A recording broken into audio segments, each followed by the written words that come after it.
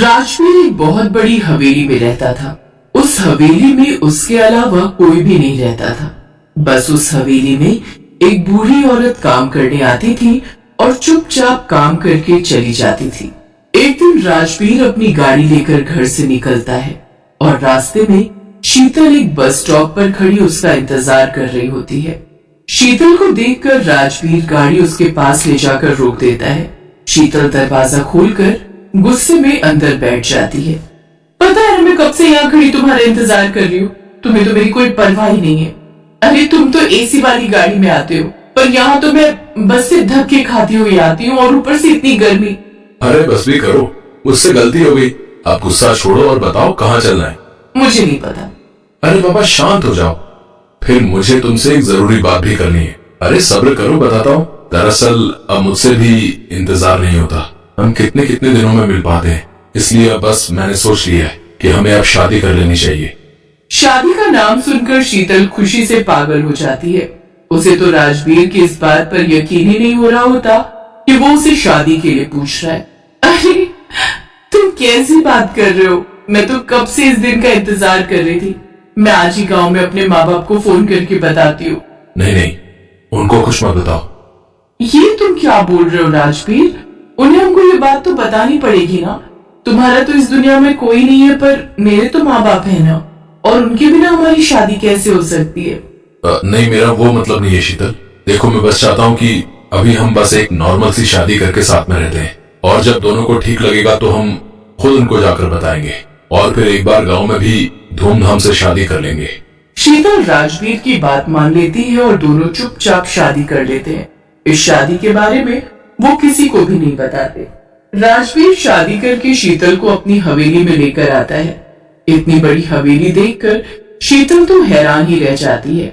बाप रे बाप, इतनी बड़ी हवेली, तुम यहाँ रहते हो? शीतल हवेली देखते देखते अंदर जाती है।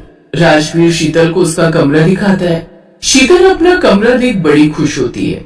उसके लिए तो ये सब सपने जैसा होता है।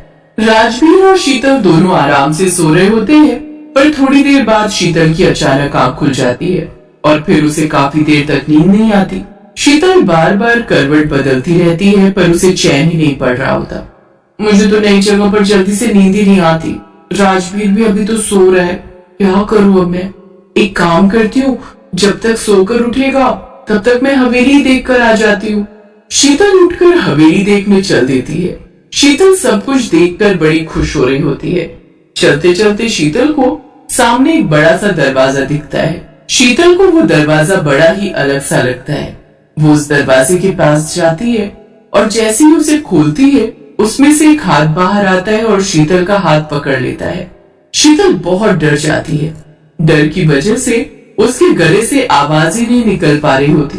वो बार बार चिल्लाने की कोशिश करती है, बार बार पीछे मुड़कर देखती है और अपना हाथ छुड़ाने की कोशिश करती है, पर वो हाथ शीतल को छोड़ ही नहीं रहा होता। अरे शीतल, तुम यहाँ क्या कर रही हो? मैं तुमको पूरे घर में ढूंढ आया। शीतल राजवीर को वो हाथ दिखाने की कोशिश करती है, पर अब ना तो वो हाथ होता है और ना ही वहाँ कोई दरवाजा। शीतल को अपनी आंखों पर यकीन ही नहीं हो रहा होता।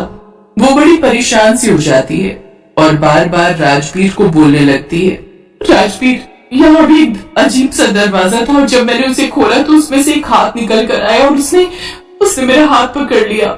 शीतल राजवीर को बहुत समझाने की कोशिश करती है, पर राजवीर उसकी एक नहीं मानता।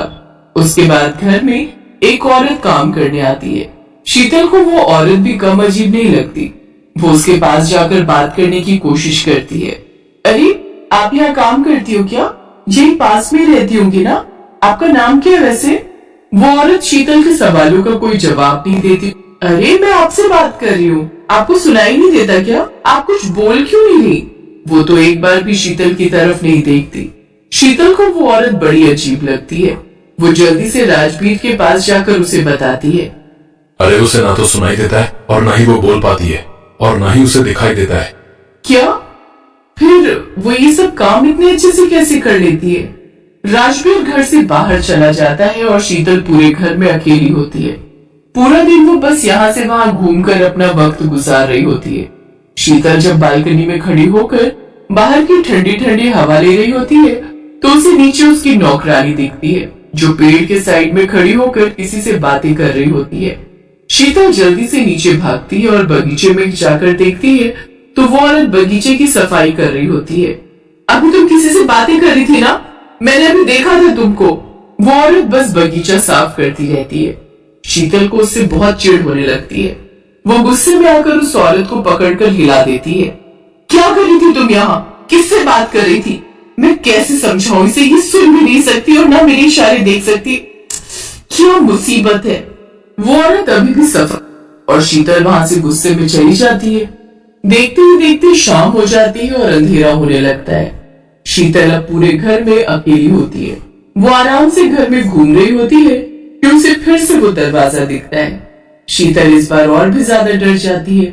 उसकी सांसें ऊपर नीचे हो रही होती है। थोड़ी देर पहले तो यहाँ कुछ भी नहीं था, आखिर ये दरवाजा मुझे बार बार क्यों दिख रहा है? क्या है इसके पीछे? मैं जाकर देखूं या नहीं?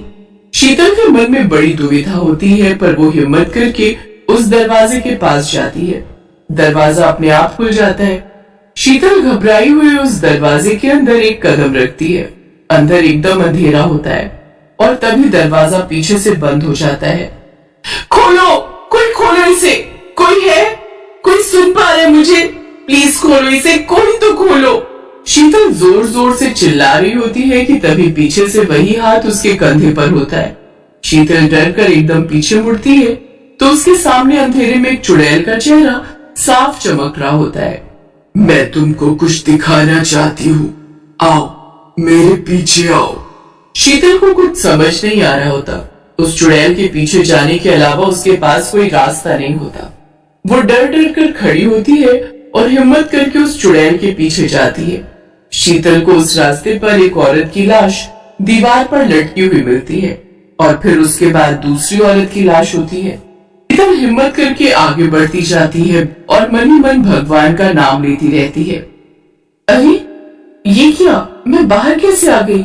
मैं तो अभी इस दरवाजे के अंदर थी और फिर चलते चलते अपने आप बाहर आ गई। शीतल के मन में हजारों सवाल होते हैं।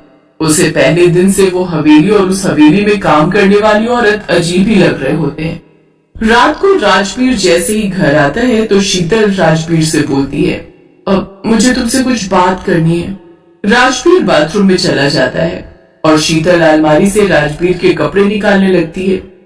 जब शीतल राजवीर के कपड़े निकाल रही होती है तभी कपड़ों के ढेर से बिल्कुल वैसी चुन्नी नीचे गिर जाती है। उस चुन्नी को देखकर शीतल को सारी लाशें याद आ जाती हैं। वो उस चुन्नी को हाथ में लेकर बस देखती रहती है कि तभी पीछे से राजवीर उसे आवाज देता है। शीतल घबरा जाती है और उस चुन्नी को वापस अलमारी के अंदर रख देती है। राजवीर खाना खाकर सो जाता है।